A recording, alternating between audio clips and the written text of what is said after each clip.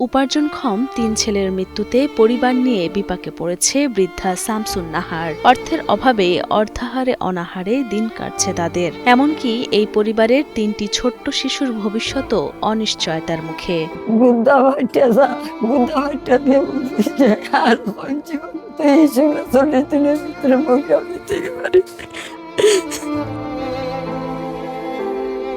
সুনামগঞ্জের বিশ্বম্ভরপুর উপজেলার মুক্তিখোলা গ্রামের বাসিন্দা গফর মিয়া ও শামসুন নাহার দম্পতির সংসারে ছিল ৩ ছেলে ও ১ মেয়ে। বয়সের ভারে নুয়ে পড়া গফর মিয়ার ভরসা ছিলেন তার ৩ ছেলেই, কিন্তু নির্মম নিয়তি একে একে কেড়ে নিয়েছে তাদের সবাইকে। ৫ বছর আগে ছোট ছেলে আলাউদ্দিন মারা যান কুকুরের কামড়ে জলাতঙ্কে আক্রান্ত হয়ে। আর চলতি বছরের ৩ মার্চ সিলেটে ভয়াবহ সড়ক দুর্ঘটনায় প্রাণ হারান বড় ছেলে আজিরউদ্দিন ও ছোট ছেলে আমিরউদ্দিন।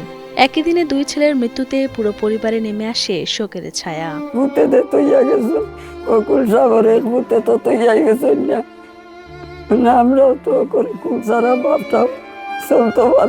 নিহত আজিরউদ্দিন ছিলেন পরিবারের প্রধান উপার্জনকারী। দিনমজুরের কাজ করে চালাতেন স্ত্রী, সন্তান ও বৃদ্ধ বাবা মায়ের ভরণ পোষণ। সন্তানদের লেখাপড়া করিয়ে মানুষ করার স্বপ্নও ছিল তার, কিন্তু সেই স্বপ্ন থেমে গেছে মাঝপথেই। বাচ্চার বাপ তো জীবিত নাই, মারা হয়েছে। বাচ্চার বাপ তাহলে একটা ভবিষ্যৎ থাকলে বাচ্চা আছে, যে আমার বাচ্চা আছে তোর আমার ভবিষ্যৎ, যে বাচ্চা আছে আমি পড়াইতাম। শামসুন নাহারের একমাত্র মেয়েও বাক প্রতিবন্ধী। বিয়ের পর স্বামীর সংসার টেকেনি তার। ১ সন্তানকে নিয়ে বাবার বাড়িতেই আশ্রয় নিয়েছেন তিনি। সবকিছু মিলিয়ে পরিবারের এখন নিত্যদিনের খাবার জোগাড় করাই কঠিন হয়ে পড়েছে। প্রতিবেশীদের সহযোগিতায় কোনোমতে দিন পার করছেন এই পরিবার। এলাকাবাসী জানান, সরকারি বা বেসরকারিভাবে সহায়তা পেলে অনেকটাই উপকৃত হবেন তারা। সেই সাথে শিশুদের ভবিষ্যৎটাও আলোকিত হবে। হঠাৎ করে তারা অ্যাক্সিডেন্ট দুজন ভাই মারা গেল।